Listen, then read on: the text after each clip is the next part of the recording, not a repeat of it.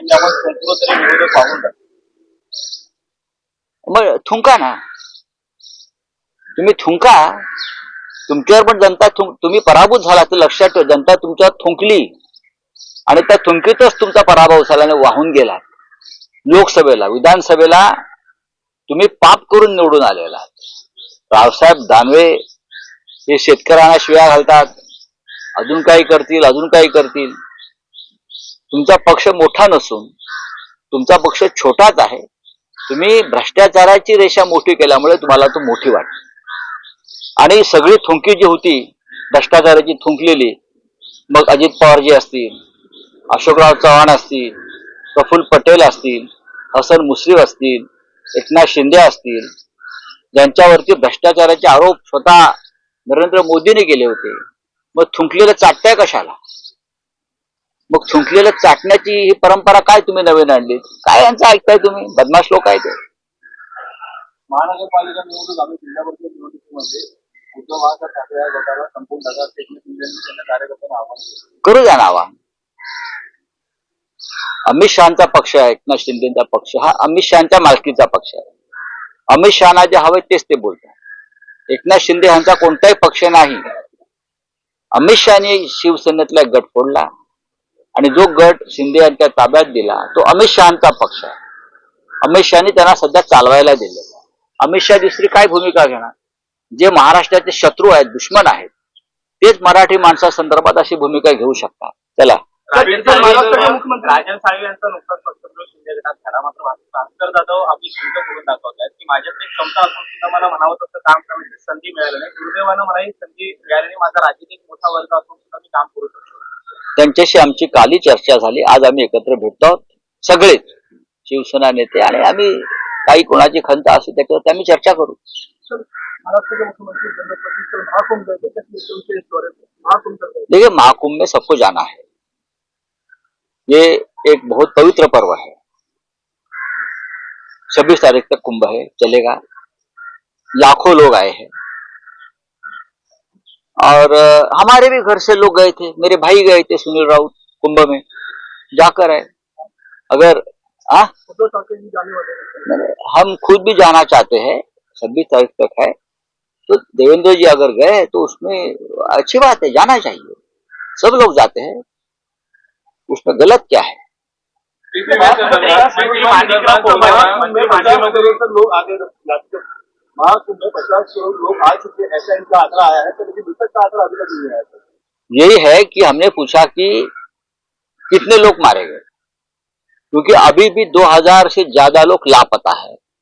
जब से भगदड़ हुई थी तब से 2000 से ज्यादा लोग लापता हो. कहां गए?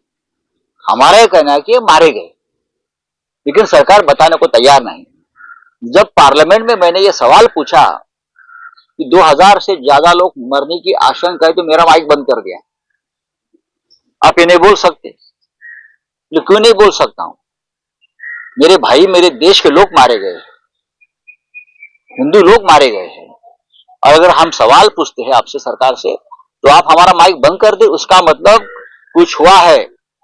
2000 से ज्यादा लोग वहां मारे गए हैं और सरकार आंकड़ा छुपा रही है. 50 करोड़ आने दो या 140 करोड़ आने दो, आने के लिए क्या है? अगर व्यवस्था है तो आ सकते हैं. विश्व भर से लोग आए हैं.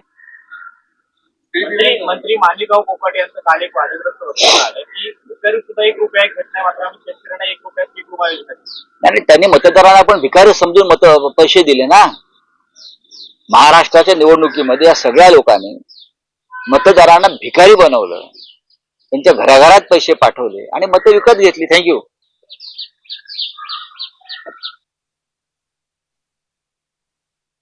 मुंबईमधून संजय राऊत बोलत होते आणि यावेळी त्यांनी सुरेश धसांवरती आरोप केलाय. सुरेश धस, धनंजय मुंडे आणि कराड हे एकच असल्याचं संजय राऊत म्हणाले.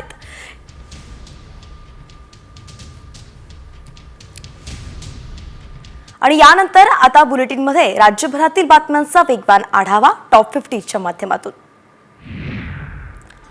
नागपुरात जीबीएसचा पहिला बळी गेलाय. 45 वर्षीय रुग्णाचा उपचारादरम्यान मृत्यू झालाय. ही व्यक्ती नागपूरच्या पारडी शिवारात वास्तव्यास होती. श्वास घ्यायला त्रास होत असल्यानं 11 फेब्रुवारीला आयसीयू मध्ये दाखल करण्यात आलं होतं. याच वेळी उपचारादरम्यान त्याचा मृत्यू झालाय.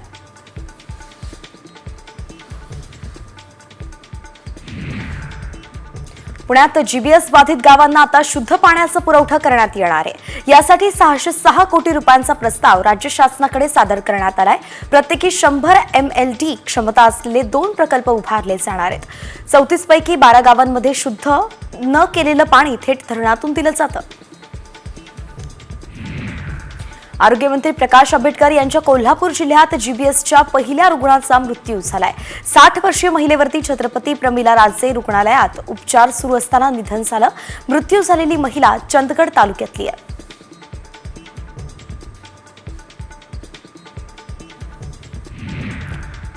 अटल सेतू शनिवारी रात्री 11 वाजल्यापासून रविवारी दुपारी 1 वाजेपर्यंत वाहतुकीसाठी बंद राहणार आहे. MMRDA कडून रविवारी मॅरेथॉनचं आयोजन करण्यात आलंय आणि याच मॅरेथॉनसाठी अटल सेतू सलग 13 तास बंद राहील. त्यामुळे नवी मुंबई पुण्याकडे जाण्यासाठी पर्यायी मार्गाचा वापर करावा लागेल. मुंबई उच्च न्यायालयानं अतिक्रमणाबाबत एक विशेष टिप्पणी केली आहे. महाराष्ट्रात सरकारी किंवा इतर जमिनींवरती अतिक्रमण केल्यानंतर लोकांना मोफत घरं मिळतात. त्यामुळे संवैधानिक धोरणानुसार याला परवानगी आहे की नाही ते तपासणं आवश्यक आहे, असं उच्च न्यायालयानं म्हटलंय. राजकीय पक्ष RTI कक्षेत येण्याची शक्यता आहे. निवडणुकीदरम्यान काळ्या पैशाला आळा घालण्यासाठी राजकीय पक्षांना RTI कायद्याच्या कक्षेत आणण्याची याचिका करण्यात आली आहे.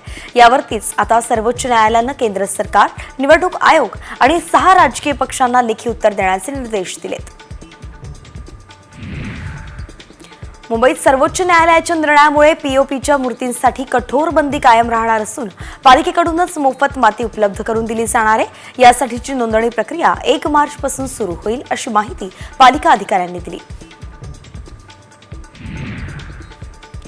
CBSE बोर्डाच्या 10वी-12वीची परीक्षा आजपासून सुरू झाली आहे. या परीक्षेदरम्यान विद्यार्थ्यांवरती CCTVद्वारे वॉच ठेवला जाईल.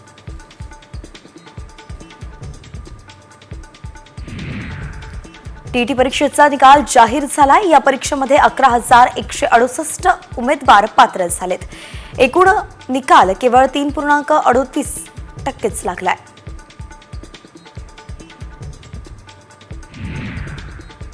शिक्षण हक्क कायद्याअंतर्गत 25% राखीव जागांवरती 1,01,916 विद्यार्थ्यांना प्रवेश देण्यात आलाय. प्रवेशासाठी निवड झालेल्या विद्यार्थ्यांना 14 ते 28 फेब्रुवारी या कालावधीत प्रवेश निश्चित करता येईल.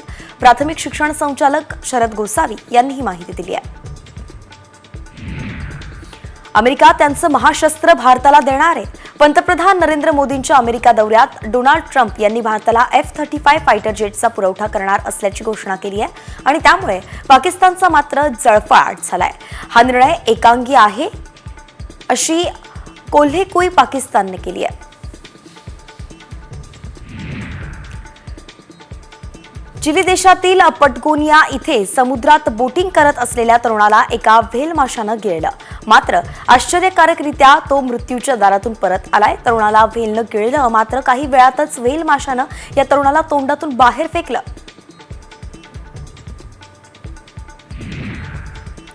कोल्हापुरात अवैध गर्भलिंगनिदान प्रकरणी छापेमारी झाल्यानंतर सरकारनं याबाबत आक्रमक भूमिका घेतली आहे. गर्भलिंगनिदान प्रकरणात अनेकदा आरोपी सापडत नसेल तर त्याच्यावरती मकोका कारवाईचा सरकार विचार करत आहे आणि याबाबत आरोग्यमंत्री प्रकाश आंबेडकर यांनी संकेत दिले आहेत. मुंबईतल्या KM रुग्णालयाचा भोंगळ कारभार समोर आलाय. रुग्णालयात एकाच बेडवरती 2 रुग्णांवरती उपचार सुरू आहेत. KM रुग्णालयातील वॉर्ड 4 मधील हा सगळा प्रकार आहे. तर रुग्णालयाच्या शताब्दी वर्षाच्या सोहळ्यावरती 20 कोटी खर्च करता मग रुग्णांचे होणारे हाल दिसत नाहीत का, असा सवाल अजय चौधरींनी केलाय. युट्यूबर रणवीर अलाहाबादी याला सुप्रीम कोर्टाकडून कोणताही दिलासा मिळाला नाहीये. वादग्रस्त विधान संदर्भातील खटल्याची सुनावणी तात्काळ घेण्यात यावी अशी मागणी रणवीरनं केली होती. सुप्रीम कोर्टानं मात्र तात्काळ सुनावणी घेण्यास नकार दिलाय. तर 2 ते 3 दिवसांत खटला सूचीबद्ध केला जाईल असं सुप्रीम कोर्टानं म्हटलंय.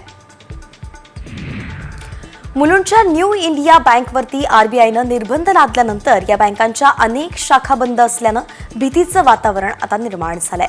बँकेच्या बाहेर अनेक ठेवीदार विचारणा करण्यासाठी उभे आहेत, पण त्यांना कुठलीच माहिती मिळत नसल्यामुळे ठेवीदार संतप्त झालेत.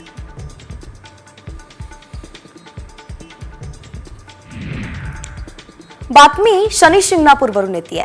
तेलाचा अभिषेक करून शनिदेवाला प्रसन्न करायचंय तर मग फक्त ब्रँडेड तेलच घेऊन जा, कारण तुम्ही जर सुट्ट तेल घेऊन गेलात तर तुम्हाला शनिदेवावरती अभिषेक करता येणार नाहीये. शनिदेवाला तेलाचा अभिषेक करायचा तर 1 मार्च पासून आता फक्त ब्रँडेड कंपनीचं शुद्ध रिफायनरी खाद्य तेलच वापरणं बंधनकारक करण्यात आलंय. शनी शिंगणापुरात चौथाऱ्यावरती जाऊन शनिदेवाच्या मूर्तीवरती तैलाभिषेक करण्याची परंपरा आहे. मात्र तेलातल्या भेसळीमुळे शनिदेवाच्या स्वयंभू शिळेची झीज होतीये आणि म्हणूनच भाविकांनी आणलेल्या तेलाची शंका आल्यास ते स्वीकारलं जाणार नाहीये.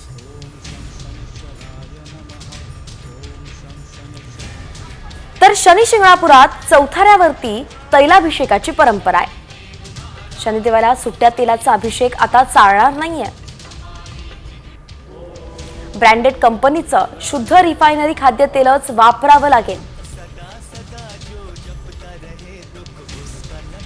तेलाच्या भेसळीमुळे शनिदेवाच्या स्वयंभू शिळेची झीज होत असल्याचं समोर आलंय आणि म्हणूनच हा महत्त्वाचा निर्णय मंदिर समितीने घेतलाय. भाविकांनी आणलेल्या तेलाची शंका आल्यास ते स्वीकारलं जाणार नाहीये असं मंदिर समितीने सांगितलंय.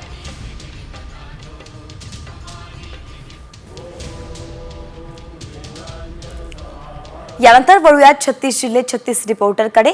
महाराष्ट्रातील 36 जिल्ह्यांच्या बातम्यांचा वेगवान आढावा. यवतमाळ जिल्हा बँकेत सायबर हल्ले रोखण्यासाठी फायरवॉलची तजवीज करण्यात आली आहे. सायबर हल्ला रोखण्यासाठी तजवीज आधीच करून ठेवली आहे. अँटीव्हायरस 24 तास निगराणीत असणारे आणि चंद्रपूर सहकारी बँकेत 3 कोटी चोरट्यांनी उडवल्यानंतर सुरक्षेच्या दृष्टीने ही खबरदारी घेतली जाते.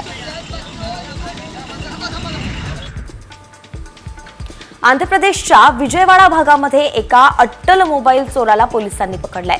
300 मोबाईल फोन यावेळी चोराकडून जप्त करण्यात आले.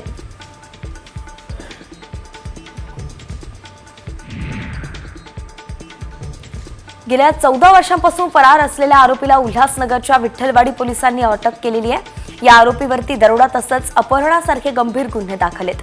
आरोपी महेश बबन गायकवाडची न्यायालयीन कोठडीत रवानगी झाली आहे.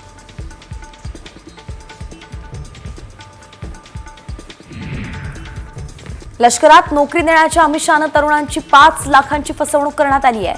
या प्रकरणी बंड गार्डन पोलिसांनी उत्तराखंडमधील एकाविरुद्ध गुन्हा दाखल केलाय. या आरोपीनं अजून कोणाला असं फसवलंय का असा तपास पोलीस करतायत.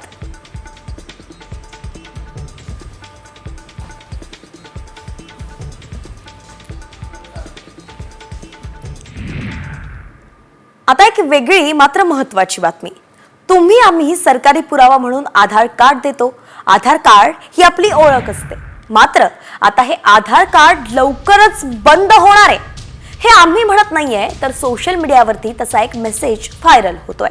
तर नेमकं याचं कारण काय, तथ्य काय हे आम्ही जाणून घेतलं. पाहूयात. तुमचं आधार कार्ड बंद होणार. कागदपत्रांची कटकट कायमची संपणार.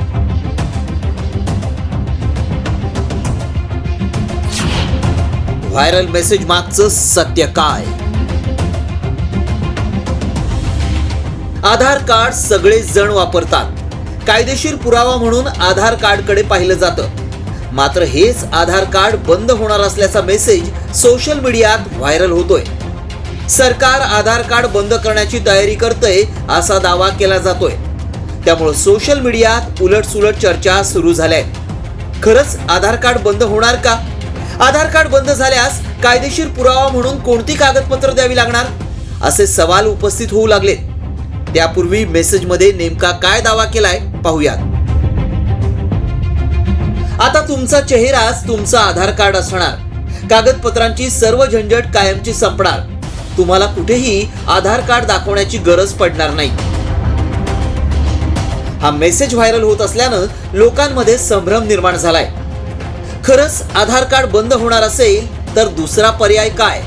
आधार कार्ड हा अत्यंत महत्त्वाचा विषय असल्यानं साम टीव्हीने या मेसेजची पडताळणी केली. आमच्या प्रतिनिधींनी काही वेबसाईट्स पडताळून पाहिल्या. त्यावेळी काय सत्य समोर आलं पहा. येत्या काळात सेवांचा लाभ घेताना आधार कार्ड किंवा इतर कागदपत्रांची आवश्यकता भासणार नाही. फेस ऑथेंटिकेशन म्हणजे तुमचा चेहरा पाहूनच ओळख पटवली जाईल. अधिक जलद आणि सोप्या पद्धतीनं सेवांचा लाभ देण्यासाठी सरकारी पातळीवर प्रयत्न सुरू आहेत. प्रवास, हॉटेल बुकिंग, हेल्थ केअर आणि बँकिंग सारख्या सेवांचा लाभ घेताना आयडी प्रूफ दाखवण्याची गरज भासणार नाही. कॅमेऱ्यासमोर चेहरा दाखवताच पडताळणी होईल. या सर्व प्रक्रियेला नेमका किती वेळ लागेल याची कुठलीही स्पष्टता अद्याप मिळालेली नाही. आधार प्रक्रिया अधिक सोपी आणि जलद व्हावी यासाठी नवे बदल केले जाणार आहेत. त्यामुळं आमच्या पडताळणीत आधार कार्ड बंद होणार हा मेसेज सत्य असल्याचं स्पष्ट झालंय. अर्थात नव्या बदलांना बराच वेळ लागेल. त्यामुळे लगेचच आधार कार्ड बंद होईल असंही नाही. ब्युरो रिपोर्ट, साम टीव्ही न्यूज.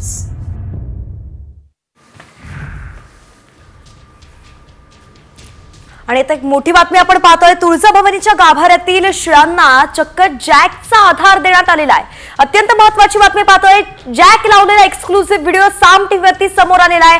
तुळजाभवानी देवीच्या मुख्य गाभाऱ्याला धोका असल्याचं आता समोर येत आहे.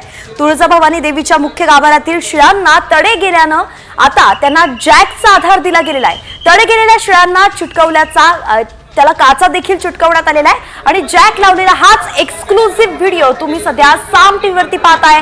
सामच्या कॅमेऱ्यामध्ये हा व्हिडिओ जो आहे तो कैद झालेला आहे. या प्रकारामुळे आता स्थानिकांमधून सुद्धा संताप व्यक्त केला जातोय. महाराष्ट्राची कुलस्वामिनी आई तुळजाभवानी देवीचा गाभारा राम भरोसे का असाच प्रश्न आता भाविक विचारतायत.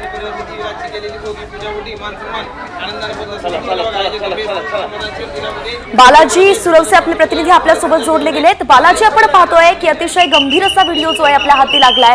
भाविक सुद्धा यामुळे आता चिंतेत आहेत, संताप व्यक्त करतायत. सविस्तर अपडेट.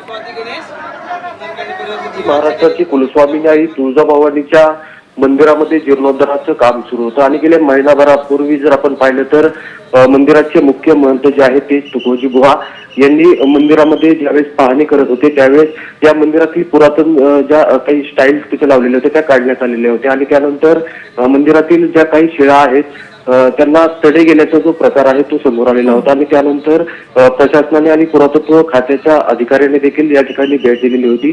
मात्र तोपर्यंत या ज्या शिळा आहेत आणि या मंदिराचं आणि मुख्य गाभाऱ्याचं संरक्षण व्हावं या दृष्टिकोनातून आता चक्क या ठिकाणी जे आहे ती जॅक लावलेली जी परिस्थिती आहे ती आपल्याला पाहायला मिळाली होती आणि त्यानंतर कुठेतरी स्थानिकातून मोठा या ठिकाणी खेद व्यक्त करण्यात येत आहे. जर आपण पाहिलं तर मंदिरातील जी मुख्य मूर्ती आहे तुळजाभवानी देवीची जी मुख्य मूर्ती आहे ती मुख्य गर्भ गाभारा जो आहे त्या गाभाऱ्यातील या शिळांना जे आहे ते आता जॅक लावल्याचा जो आहे तो व्हिडिओ साम टीव्हीच्या हाती लागलेला आहे आणि त्यानंतर आता कुठेतरी प्रशासनाने याकडे लक्ष द्यावं आणि मंदिरातील जी मुख्य मूर्ती आहे तिचं संरक्षण कसं करता येईल याकडे लक्ष देण्याची मागणी जी आहे ती भाविकातून आणि पुजाऱ्यातून देखील आता करण्यात येत आहे. अच्छा, धन्यवाद बालाजी. अगदी सविस्तर अपडेट आपण दिली आहे. ही दृश्य आपण पाहतोय. सध्या तुळजाभवानीच्या गाभाऱ्याला जॅक लावल्याचं पाहायला मिळत आहे आणि म्हणून भाविक संतप्त झालेत.